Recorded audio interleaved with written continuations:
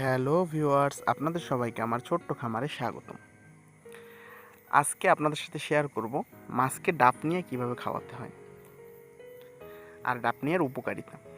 আপনারা জানেন মাছকে লাইভ ফিড করাতে হয়। যদি মাছকে লাইভ ফিড করানো যায়, বিশেষ করে গাপ্পি মাছ বা যে মাছগুলোকে রঙিন বেশি হয়, যে মাছগুলো, ওই মাছগুলোকে যদি আপনি লাইভ ফিড করাতে পারেন, কালারফুল মাছগুলোর কালার আরও বেশি সুন্দর হয়, আরও দেখতে সুন্দর লাগে।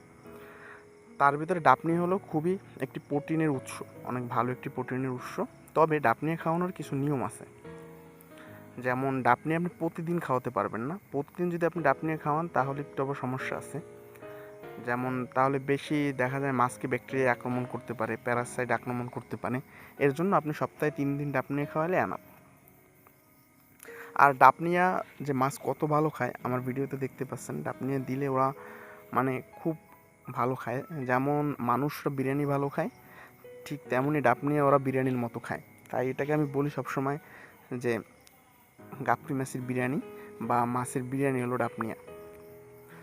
আর ডাবনির উপকারিতা হলো আপনার লাইভ ফিড ছাড়া মাছের কালার আপনি আনতে পারবেন না। যদি আপনি গুড কোয়ালিটির মাছ বানাতে চান বা এগুলো আপনি ভালো দামে সেল করতে চান, তাহলে আপনার ডাবনিয়া খাওয়াতে হবে। যেমন রঙিন মাছ সাইজে ছোটো হলেও যদি আপনার কালার ভালো হয়, বডি হেলথ ভালো থাকে, তাহলে যে আপনার মাছের দাম আপনি ভালো পাবেন। আর ওই মাছের যদি কালার ভালো না থাকে, তাহলে ওই মাছের কোনো দামই নেই, অল্প দামে আপনার সেল করতে হবে বা কেউ নিবেও না আপনার মাছ।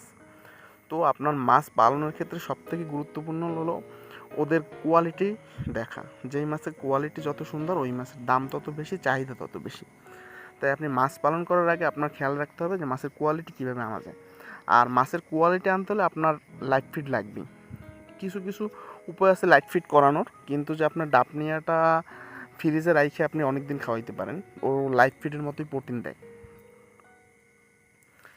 এছাড়া আরও অনেকভাবে লাইট ফিট করানো যায়, কিন্তু যে এইটা হলো যে আপনার সবথেকে সহজ, যে আপনি একবার কিনে ফ্রিজে অল্প করে রাইখে দিলে আপনি খাওয়াইতে পারবেন আস্তে আস্তে।